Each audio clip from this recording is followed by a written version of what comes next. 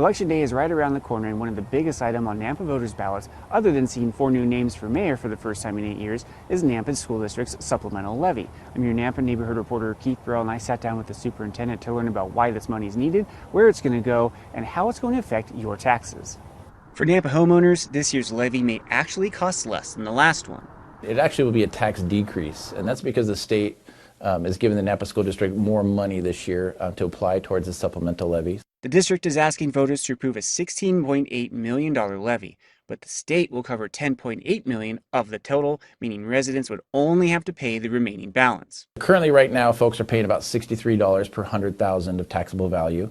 With the extra money that we're receiving from the state of Idaho, that will drop to about $40 per 100,000 of taxable value. So a substantial drop. The district's current levy expires in June at the end of the school year, and Superintendent Greg Russell says this proposal simply replaces it. I think it is a little misleading when we say supplemental, though, because that implies that there's extra, but there's nothing that's extra about this. This is essential to the operations of our schools. After closing and consolidating 4 schools for the 2024 school year, Russell says enrollment losses are starting to stabilize. So we think that's starting to level off.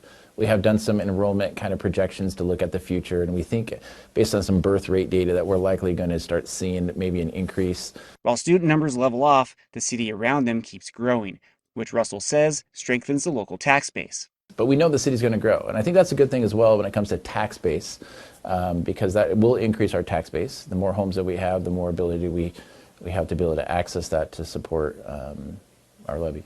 The levy supports teachers, tech, and extracurricular programs, and without it, Russell says the impacts would reach every classroom. You'd probably would have larger class sizes, and that impacts students just by having more students in a class. You can find more information on the numbers on the district's levy in this story on our website, idahonews6.com. From Nampa School District, I'm your Nampa neighborhood reporter Keith Burrell for Idaho News 6.